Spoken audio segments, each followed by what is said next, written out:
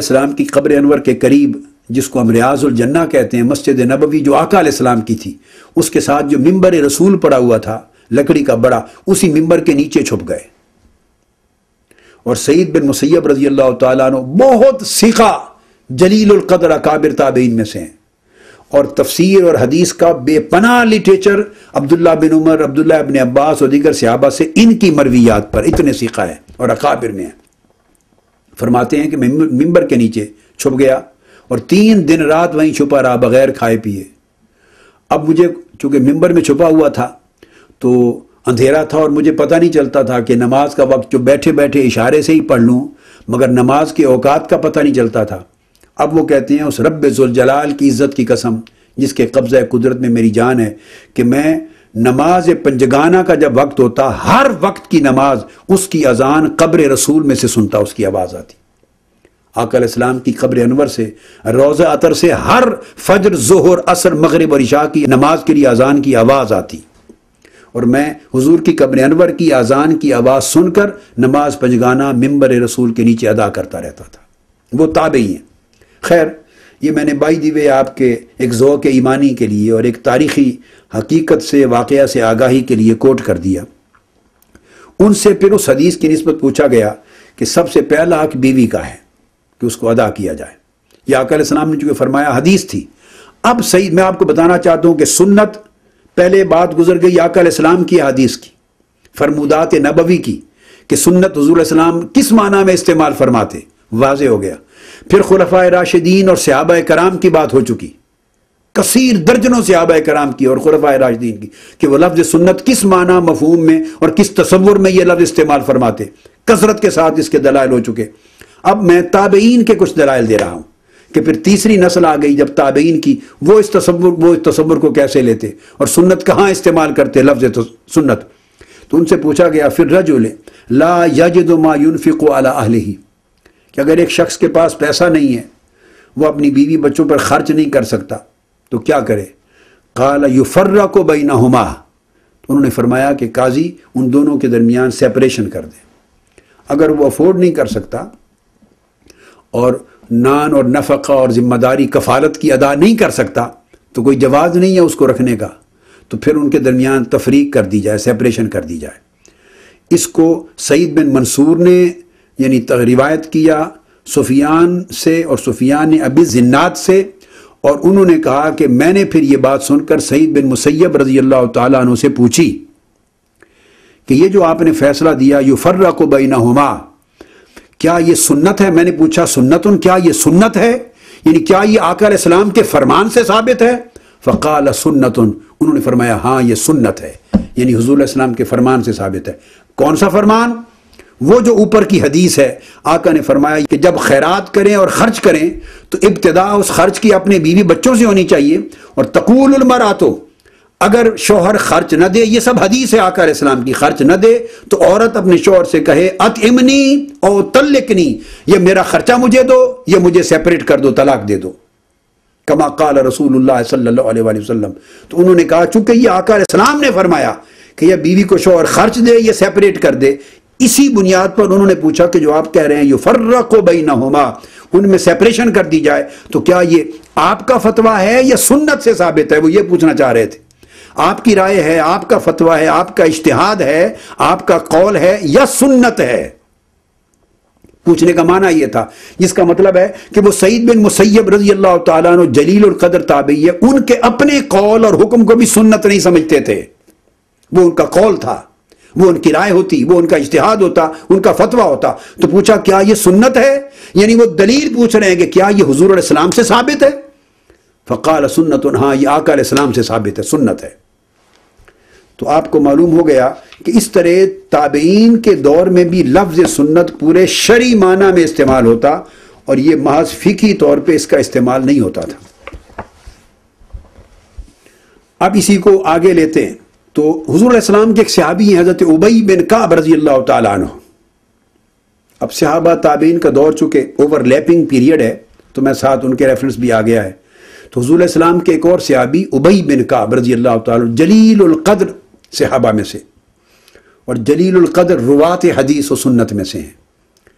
انہوں نے فرمایا حدیث ہے کہ ان اقتصادن فی سنتن، یہ بڑی اہم. اب آپ دیکھیے کہ صحابہ کرام لفظ سنت کو کس معنی میں اور کس مفہوم میں، کس تصور میں استعمال کرتے. ان اقتصادن فی سنتن خیر من اجتہاد فی خلاف سنہ. آپ نے فرمایا کہ اگر سنت پر عمل کرے بندہ اور ماڈریٹلی عمل کرے، یعنی بہت زیادہ کثرت کے ساتھ عمل نہ کرے، اقتصاد کہتے ہیں میانہ روی. میانہ روی کے ساتھ عبادت کرے، میانہ روی کے ساتھ اعمال صالحہ کرے، میانہ روی کے ساتھ اپنی ریاضت اور عبادات یا معاملات کرے، مگر ہو وہ اس کے اعمال اور اس کا طرز عمل سنت پر قائم. تو فرمایا سنت کی اتباع میں اقتصاد یعنی میانہ روی خیر من اجتہاد فی خلاف سنہ، یہ بدرجہ بہتر ہے اس بہت زیادہ محنت سے جو خلاف سنت ہو. یعنی آقا علیہ السلام کی سنت سے ہٹ کر اگر آدمی بہت زیادہ ریاضت اور مجاہدہ بھی کر لے تو اس کو ایک طرف رکھ لیں، اور اس کے مد مقابل ایک شخص آقا علیہ السلام کی سنت کی اتباع میں کم ریاضت و مجاہدہ کرتا ہے اعتدال اور میانہ روی کے ساتھ، اس کا درجہ اس سے کہیں زیادہ بلند ہے. تو یہ حضرت ابی بن کعب رضی اللہ تعالیٰ عنہ نے فرمایا، اور یہی حضرت عبداللہ ابن مسعود رضی اللہ تعالیٰ عنہ سے بھی مروی ہے. اس کو بھی امام بغوی نے روایت کیا ہے اپنی سند. تو حضرت عبداللہ ابن مسعود سے بھی مروی. پھر اسی طرح حضرت ابن عون رضی اللہ تعالیٰ عنہ، تو ابن عون روایت کرتے ہیں کہ اب ابن عون جن کی روایت میں لا رہا ہوں وہ بتا دوں کہ وہ کون ہیں. یہ امام ابن عون یہ بھی امام شافعی کے زمانے سے بہت پہلے امام اعظم ابو حنیفہ کے ایک معاصر یعنی ہم عصر بھی ہو گزرے ہیں ایک بزرگ، اور ان کے تلامذہ میں بھی، یعنی ایسے ہم عصر جو ایک ہی زمانے میں تھے مگر انہوں نے امام اعظم ابو حنیفہ رضی اللہ تعالیٰ عنہ سے بھی سماع اور روایت کیا، اور وہ امام مالک کے بھی ہم عصر تھے. ان کا نام ہے حماد بن زید. تو حماد بن زید، یہ قول جو امام ابن عون کا روایت کر رہا ہوں، یہ حضرت حماد بن زید نے ابن عون سے روایت کیا، امام ابن عون سے. تو حضرت حماد بن زید امام ابن عون کے شاگرد ہیں. تو حماد بن زید امام اعظم کے معاصرین میں سے ہیں، امام مالک کے معاصرین میں سے ہیں، اور امام اعظم کے تلامذہ میں سے بھی ہیں، اور امام بخاری رحمۃ اللہ تعالی علیہ کے والد گرامی امام اسماعیل البخاری ان کے شیخ بھی ہیں. امام بخاری کے سمجھیں دادا شیخ ہیں، ان کے والد امام اسماعیل البخاری کے شیخ ہیں حماد بن زید. تو یہ میں نے ریفرنس دیا کہ یہ بعد کے زمانوں میں نہیں، امام بخاری سے آپ سمجھیں 2 نسل اوپر ہیں، امام شافعی سے 2 نسل اوپر ہیں. یہ میں اس لیے کوٹ کر رہا ہوں کہ ان کا تھیسز ویسٹرن سکولرز کا، اورینٹلسٹ کا، مستشرقین کا یہ ہے کہ ماسٹر آرکیٹیکٹ سنت کے شرعی تصور کے امام شافعی ہیں. انہوں نے یہ تصور کتاب العلوم اور رسالہ میں گھڑا ہے، اور پھر ان کے ہم زمانہ لوگوں نے شام میں بھی اور کوفہ میں بھی، بصرہ میں، عراق میں اور حجاز میں گھڑا ہے، اور اس کے بعد یہ تصور کتب فقہ میں آ گیا. اس سے پہلے سنت کا یہ شرعی تصور موجود نہیں تھا. اس لیے وہ تو اب ثابت ہو چکا کہ تو آقا علیہ الصلوۃ والسلام نے وضع فرمایا ہے، اور خلفائے راشدین کے دور سے لے کر اس دور تک تسلسل کے ساتھ یہی تصور قائم رہا ہے. لیکن چونکہ اب میں قول کوٹ کر رہا ہوں تو میں نے چاہا کہ میں ان کو بھی ریفر کر دوں کہ وہ ہیں کون. وہ بھی امام شافعی سے 2 نسل اوپر کے بزرگ ہیں. تو امام ابن القاسم اللالکائی نے کتاب السنہ میں یعنی طریق قانبی سے روایت کیا ہے، اور انہوں نے حماد بن زید سے روایت کیا، انہوں نے امام ابن عون سے روایت کیا ہے. اور یہ حدیث جس کو کوٹ کر رہا ہوں روایت ابن عون کی، اس کو امام بخاری نے معلقاً روایت کیا ہے اپنی کتاب الاعتصام میں، باب الاقتداء بسنت رسول اللہ صلی اللہ علیہ وآلہ وسلم.